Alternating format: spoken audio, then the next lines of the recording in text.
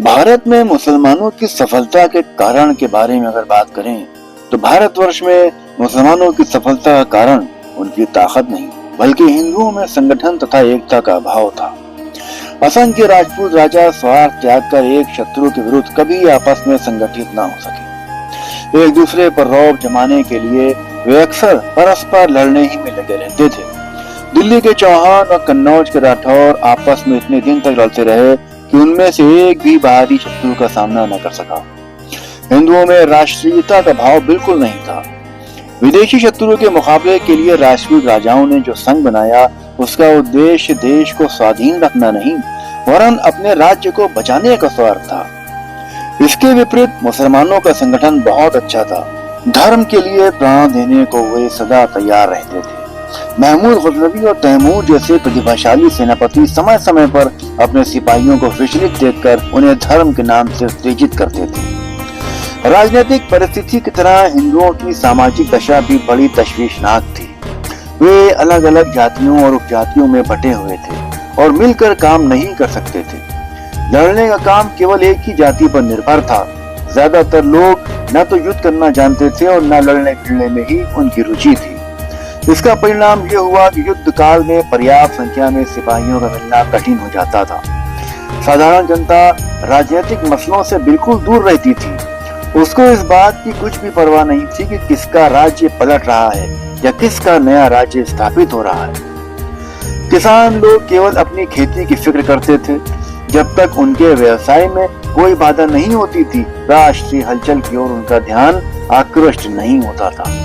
मुसलमान एक होकर काम करते थे। उनमें जाति भेद नहीं था। समानता और भाईचारे के कारण उनकी सामाजिक शक्ति हिंदुओं से कहीं अधिक थी। लड़ने में भी उनको बड़ी सुविधा रहती थी। पारस्परिक ईर्ष्या, द्वेष तथा जाति भेदभाव ने हिंदुओं को कमजोर बना दिया था। वीरता में राजपूत कम नहीं थे। वे अद्भुत साहस और असाधारण पराक्रम वाले थे। बड़े से बड़े संकट के समय अथवा युद्ध क्षेत्र में वे अपने प्राण देने को आगे रहते थे। इसको देखकर उनके शत्रु भी हैरत में आ जाते थे। परंतु उनकी युद्ध करने की शैली मुसलमानों सी न थी। वे अपने हाथियों और पैदल सिपाहियों पर अधिक भरोसा रखते थे। इसके प्रतिकूल मुसलमानों के पास घोड़सवारों की सेना थी। तुर्की घोड़सवार जब चाहते तभी अपनी जगह छोड़कर तेजी से शत्रु पर चारों ओर से धावा कर सकते थे।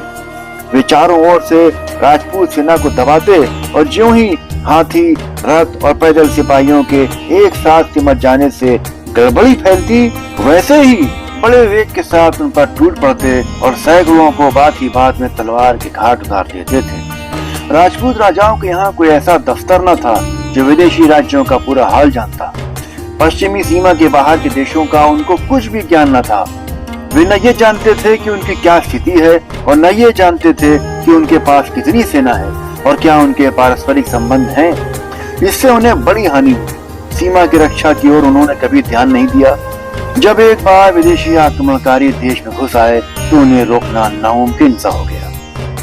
बावजूद इसके कि भारतवर्ष का एक बहुत बड़ा भाग मुसलमानों के अधिकार में आ गया था, परंतु इससे ये ना समझना चाहिए कि हिंदुओं की सभी ताकतें खत्म हो गई हों। मुसलमानों ने देश को जागीरों में बांटकर अमीरों को दे दिया। अपने अपने इलाकों में अमन कायम रखना उनका काम था। बाकी छोटे छोटे शासन के नियम जैसे हिंदू राज्यों में थे वैसे ही बने रहे। मुसलमानी शासन इस काल में फौजी था। मुसलमानों की लड़ने भिड़ने में अधिक रुचि थी, इसलिए शासन प्रबंध का काम प्रायः हिंदुओं द्वारा ही होता था। माल के महकमे और देहातों में हिंदू अफसर ही सरकारी काम करते थे। वे ही लगान वसूल करते और प्रजा की रक्षा का उपाय करते थे। दोआब में बहुत से ऐसे राजा थे जो अपनी इच्छा के अनुसार दिल्ली के सुल्तान को कर देते थे। मरकजी शासन के कमजोर होने पर वे उसकी आज्ञा की कुछ भी परवाह नहीं करते थे।